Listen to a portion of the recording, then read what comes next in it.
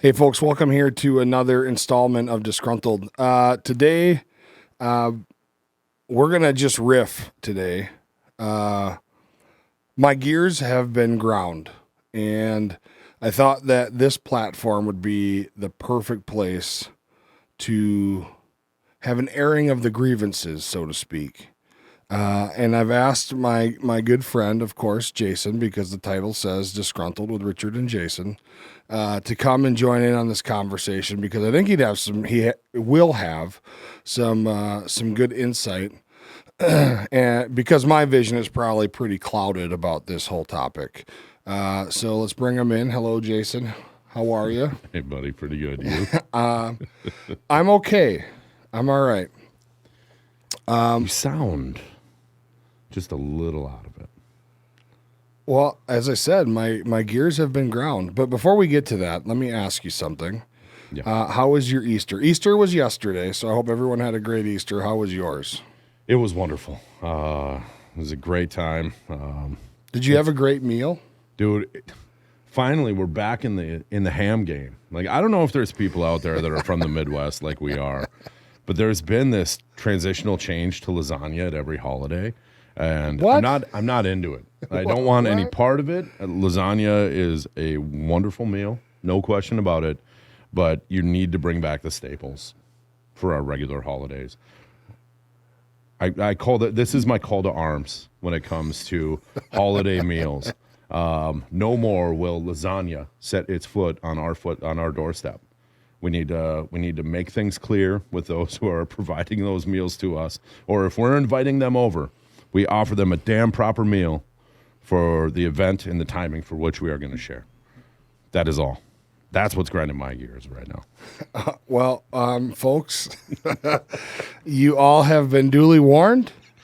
If at all, for whatever reason, you share a holiday in the future with the O's family and you bring lasagna, expect some hot ones coming at you. There's going to be trouble. I got to say, I've never had lasagna at Easter. I know, dude. I don't know where this thing came from.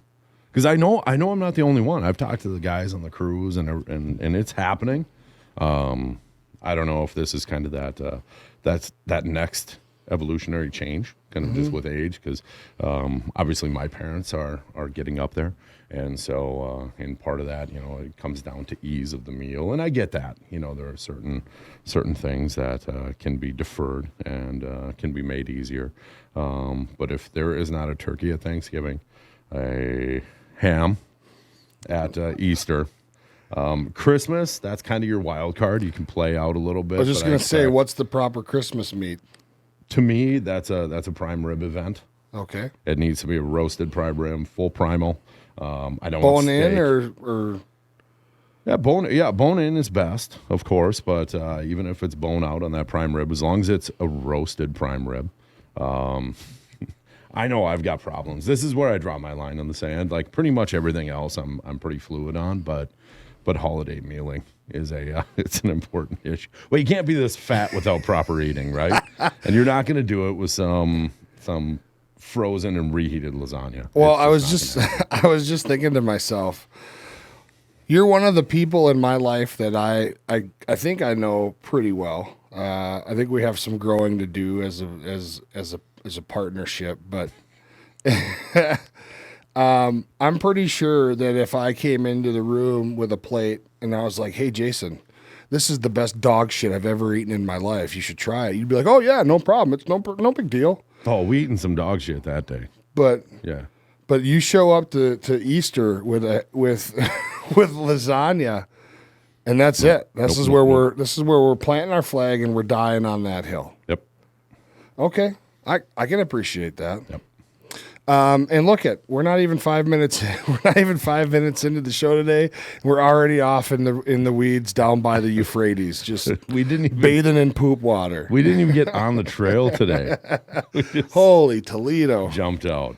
Okay, so here's what happens. I want your honest perspective here. Okay. So Friday evening, today is Monday. Friday evening, I was on my way to dinner with my wife and a few friends after work. So it was about 6:30 in the evening. And I'm driving through the east side of St. Paul, which, if you're not from St. Paul or Minnesota, the east side is one of the rougher neighborhoods in St. Paul, which is kind of sad because I spent many, many, many, many days and weeks on the east side of St. Paul as a child. I had family there and even lived there for a little bit. And I'm traveling down the road, come to a stoplight, and in front of me is a older white GMC Acadia. Light turns green, and the SUV just kind of sits there. So I do what anybody else does, and I honk at them. You know, like maybe they're on their phone or talking to the guy. Now there's 3 people in the car. Maybe he's talking to the dude next to him, whatever. The guy in the back seat turns around and flicks me off. Okay, well, that's about par for the course on the east side of St. Paul, and these look to be like younger kids. So they don't move, and I honk again. Well, this same kid turns around, shows me a gun, and then points it at me. And then a few seconds later, they proceed into the Cub Foods parking lot, and I continue on down my way. And so this whole time, when the kid's looking back at me, I'm like, hey, let's go, man. I got my arms up and saying, come on, let's go. The guy shows me a gun, and then I do oh, okay, well, now you got a gun. Big deal, right? Like, either shoot me. So 3 things are going to happen. You're going to shoot me, and I'm going to go to the hospital. You're going to shoot me, and I'm going to die, or you're going to get the hell out of my way, and I'm going to get to dinner with my wife and my friends. So whatever's going to happen here, let's just get it over with because I don't want to sit here anymore. So they move, and I proceed down, and I get to dinner and all this other stuff. And on the way there, after this incident, I'm thinking to myself, I got super, super pissed off because I thought to myself about what would happen if I followed those kids, and to me, they look to be anywhere from like 16 to 18 years old. Okay. 2 black kids, 1 white kid. If I were to follow those kids into that parking lot and get out of my truck and notch all 3 of those little bastards in the head and leave them there to die, and put my gun on the ground, put my hands up, and wait for the police to get there, I'm going to prison for the rest of my life. Without fail. And what pissed me off even more about that is the institution, the government that taught us, when your life is in jeopardy and you believe that your life, limb, or eyesight is in jeopardy, you act. You defend yourself by any means necessary. And just to go a step beyond that, the United States Army Infantry teaches you that you decimate your enemy. You remove them from the face of the earth to never do anything like that to another person again. This is the same institution that would have put me in prison for the rest of my life, and they would have made some Netflix special about how big of a monster I was, or some bullshit like that.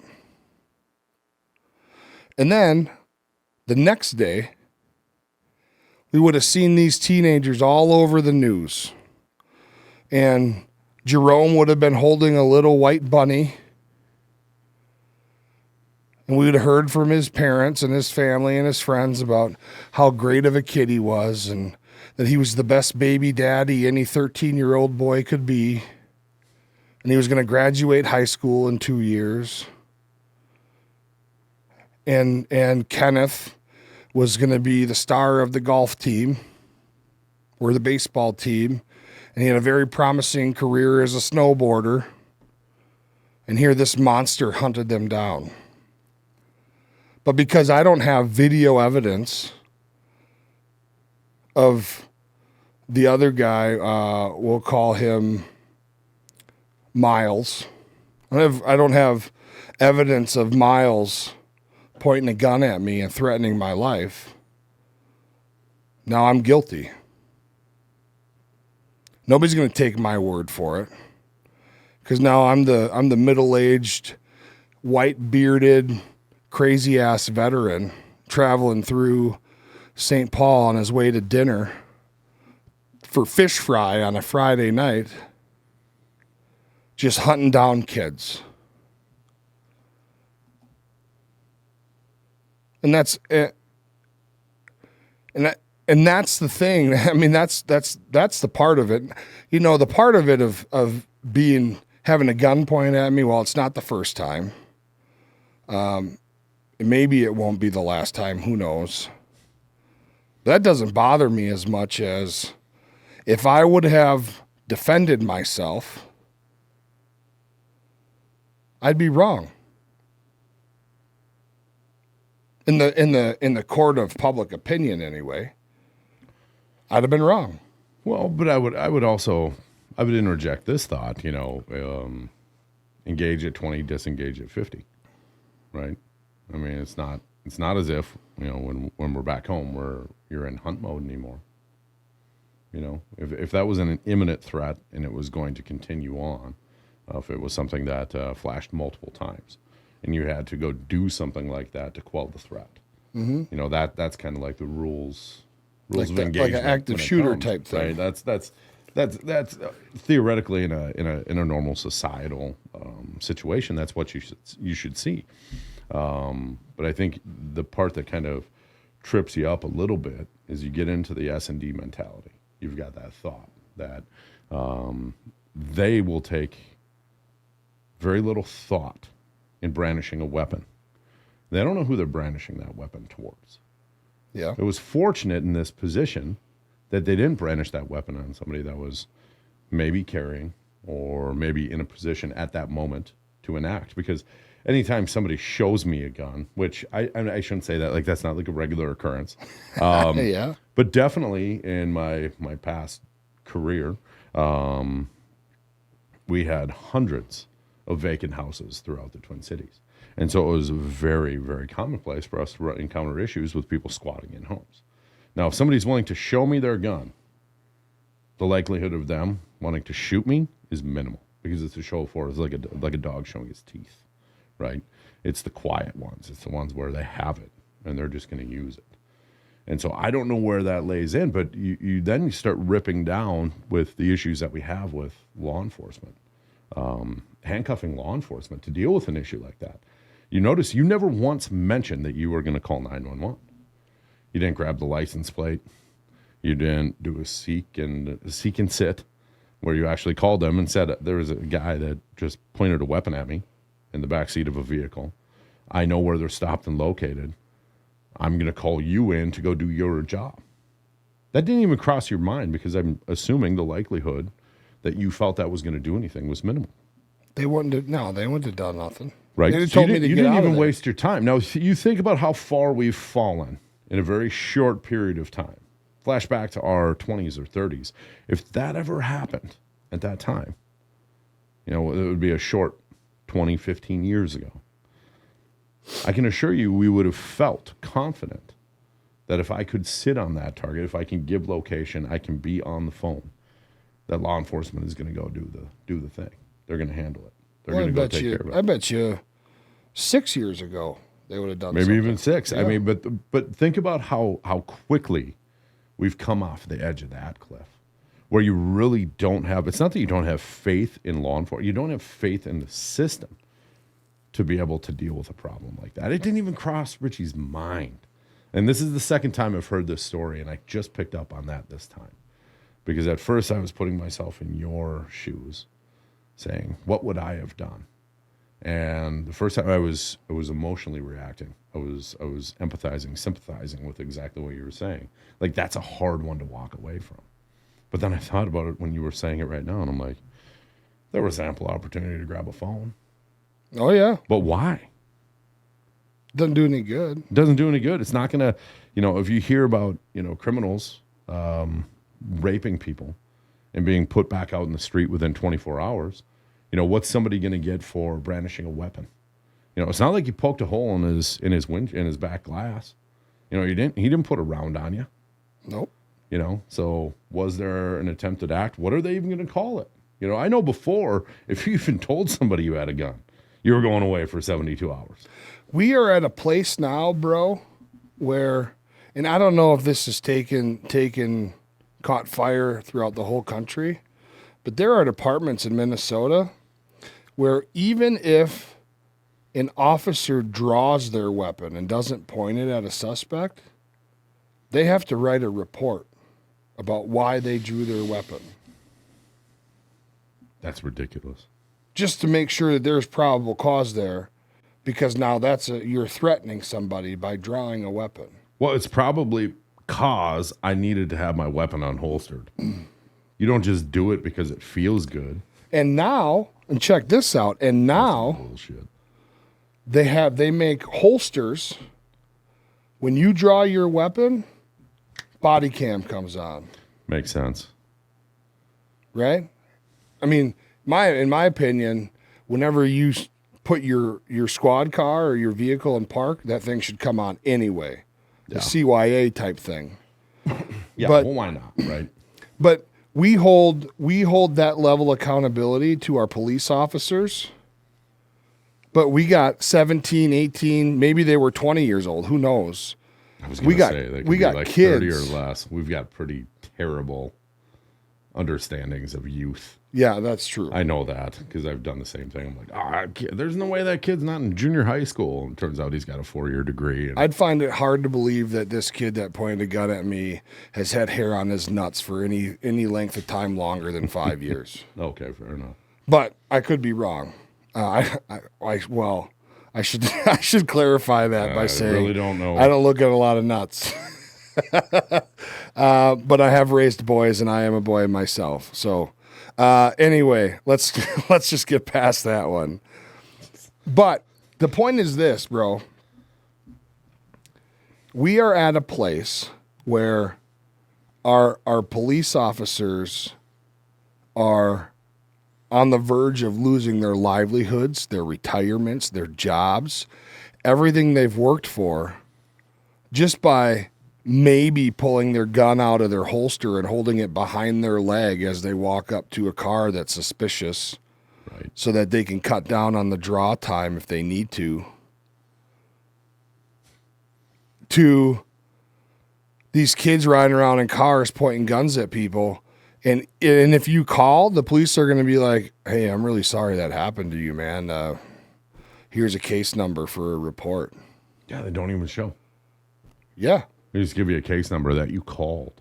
They don't, and to be fair, I don't know that it's really an issue of the officers not wanting to do their jobs, but it's an issue of the officers not wanting to do their jobs because they know that in a critical incident, whether they're right, wrong, or indifferent, the people that supervise them and the people that supervise them all the way up to the mayor or the county commissioners or whatever the governing body is going to turn their backs on them, and they're going to lose everything. Right. Or if they have a DA's office that they know, they're just not going to prosecute. Yeah. Who's going to, in all honesty, you can't fault police for doing the job that they know they can actually do in full. Right. So if they know if they're going to pursue a particular action with somebody doing a certain thing, and the continual outcome is that the DA's office doesn't want to prosecute, well, how much time would you waste going after that type of criminal action, right? You're not going to do it unless there's like another thing that attaches onto it that seems, productive enough to spend your resource, that is your finite amount of time, to go after, to build the case, to be able to turn that over for them to prosecute. Because ultimately that's what the police have to do. They're there for safety, to ensure that they are theoretically the moment of bang very soon after to the right. But beyond that, then they have to do all that police work. They're doing the legwork to investigate the crime that you say happened, put all the pieces together, and then they turn that over to our judicial which then in theory is going to pursue that to the extent of the law that they believe needs to be enforced on that character, on that person. And it's just not happening. You know, how frustrating would that be if every day your job was to, write stories for Marvel Comics, and you were writing the best stories on planet Earth, but every time you brought it to the editor, they said, yeah, you know what, you don't have to do it. This is a good one for Batman. Right? Yeah. Like, no, we're going to kick that over to DC. You know what, don't worry about it. Pretty soon you're going to quit writing. You're going to quit writing books. You're going to quit writing stories. I mean, you can't blame law enforcement for just kind of being done with the policing thing. Like, go to the things that you have to. Don't do anything beyond the minimum basics. That's Absolutely right. And so here's the question. The question is then, what is the remedy for things like this? And I'm guessing that, Jason, you probably can guess what my answer is. But how do we get to a place that's not so extreme? Because my answer is, listen, Wild Wild West. You point a gun at me, you better be ready to kill me, because I'm going to kill you if you don't. And eventually, all the dummies, all the idiots are going to be dead. Now, trust me, I'm not one that's out looking to kill kids. I'm not looking to kill anybody. That is not a burden that I wish on anybody to carry. But at the end of the day, as my father so eloquently has said, sometimes sacrificial lambs need to be taken. And if that's not the answer, then what is? The answer isn't, well, we need to take guns off the streets. Bullshit. no. They've been doing that shit for years, and gun violence just continues to rise and rise and rise. And some people, here, let me put on my tinfoil hat, say that the government just leaves guns out for all these people to grab. Maybe that's true. Maybe it's not. I don't know. I don't have any evidence of it either way. But all I know is, if I'm riding in a truck and somebody points a gun at me, and I got my wife in my car, and I got my kids in my car, I'm going to be a whole lot more elevated than I was when I'm by myself. And of course, I'm certainly not going to be chasing them down with my wife and kids in the car, but I'm going to be super pissed. And maybe I'll drop them off at the Stinky Pink Motel, call an Uber. I'm going to go find these kids, and we're going to have a conversation, because you're not going to point a gun at my family. Right. Well, and that's just it. There's never a reaction. You know, that's the thing we've gotten away from. You know, now people can do these things brazenly and nothing happens. Right. No, this isn't like a call to arms to people. Be like, no, take the law into your own hand. No, the government needs to step in and start enforcing the laws. We have these laws on the books for a reason. But I guess if we can't, enforce the simplest laws, the biggest laws that we have of our land, it's a far cry that we think like something like this would ever be dealt with. If we can't seal up a wide open, ulcering border on our south and our north. We've never talked about that. Yeah. Northern border is wide open too. That whole thing is a stink pit. But, if there's never a cause issue that happens after an instance, what's to stop anybody from anything? I mean, you're furthering this push into anarchy, and we've been to countries where there weren't a lot of laws. Yeah. And we've seen that chaos. We know what that looks like. We know, who are the dudes in Iraq, the Iraqis that ran the show. Mm-hmm. They're the criminals. They were guys with the guns. Oh yeah. That's radicals. Where power came from. And if you have the guns, you have the power. If you have the power, you have the money. If you have the money, you control the guns. And it's that vicious cycle. And so the violent people will end up being the anarchists that create all this turmoil, that drive normal people to extenuated circumstances. And then pretty soon you've got the movie falling down.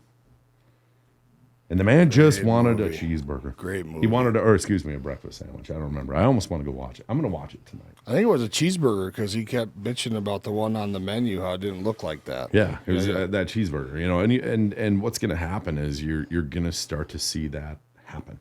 You know, the same situation that you're talking about, it's not going to end up the way that it did for you. You know, you're going to start seeing instances where people are going to feel that their lives are at risk. You know, if somebody points a gun at me, that's a pretty strong indication of your desire, right? Well, and again, it goes back to, let's just throw out our military training, right? You have your permit to carry a weapon. So do I. What do they teach you in there? Do not draw your weapon and point it at anything you are not ready to kill. So I have been trained, state mandated, you absolutely do not point that gun at anything you're not going to pull the trigger on. Right. So when I see somebody else do that, even though, okay, I'm playing naive here, right? Because I already know. Right. Playing all things fair. But you taught me to not point it at something I wasn't willing to kill. That kid pointed a gun at me, which tells me he's willing to kill me because I honked at him at a stoplight. Well, I'm ready to kill him. Right. If I have to preserve my life. But I'd have been wrong. Absolutely. Absolutely. I mean, that's the shittiest part, right? Man. You know, you can be 100% in the right and still be wrong. And you're still sitting in prison forever. And so here's the thing, bro. Had all that went down and they arrested me and they brought me into some room to talk to me, I would have told them just like this. I'll tell you exactly how everything went down. I'll tell you everything you want to know. But I want a camera and a reporter in here, an unbiased one, if you can find one. And I'll tell you everything. But I want the world to hear what I got to say to you so it doesn't get twisted. And I'd have said exactly what I just told you and told the world here on Disgruntled. Yeah, what happened? Because you're right. There is zero accountability for this type of shit. And it is a damn shame that we have to live in a society where we can't even defend ourselves and worry about being right or wrong when we know we're right. There's no traffic. I took that way home. Okay. There's no traffic cameras. There's a couple businesses. Maybe they have some cheap security. There's a smoke shop. Maybe they got a camera. But who knows if you can see a kid in a car pulling out a gun? Right. Who knows? So it would have been my word against, it would have been my word against 3 dead kids, I guess. But I still would have been wrong. Yeah. Well, and I would think, maybe that's a point for us to discuss too, is the fact that, you're in that particular area. You're just driving through. Think about the people that have to live there. Exactly. You know. I have family that still lives over there. And they talk about it, don't they? Absolutely. Yeah, it's a couple of my family members that live over there probably are not doing a whole lot of the right thing anyway. but that's neither here nor there. But there is a lot of deep family roots for a lot of people in that part of the city. And it is a shame. Yeah, it's a cool part of town. Yeah, man. Some of Lake my Phelan's favorite right there. Yep. It sucks. Well, I'm just glad that nothing bad happened, and this is an exercise in discussion, if nothing else, because it's all purely hypothetical. But this is a situation that happened to you. It can happen to anyone, and so I think even discussing it and talking about it, it can kind of put people in that place where they can maybe think about it a little bit more, because it is real. We talk about statistics and all these things when you look at the news and you hear about the bad things that happen. But there's always a lot more that happen that don't hit the highlight reel. Absolutely. And this is one of those instances. And let's just say it's an elderly fella, and that happened to him, and that caused him so much stress that he went into cardiac arrest. That can happen. What a shame. And those kids would have sat there and laughed at him. That's how shitty some of these kids are. They would have peeled off. They would have never known. you know? Yeah, man. And just, it's an odd world. It's, what's up is down, down is up, left is right, and right is left. It makes me sad, dude. It makes me sad that this is the, and I know that this type of stuff has been happening all over this country for a long time, and it was only a matter of time before it made it to our home. But now that it's happening in our home, it makes me sad. It doesn't have to be that way, and I wish it wasn't that way, but here we are. So what do we do about it?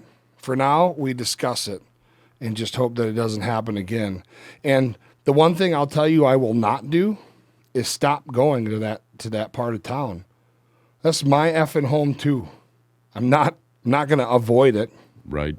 Well, that's the thing. Everybody's, just quit going. Yeah, no. Why? Not happening. Why should everybody have to adjust fire for a few? That's how they take it over. Right? And then it gets worse. And then you lose all those restaurants, and we lose those places. And then it's the place that you used to go, to quote Chris Rock.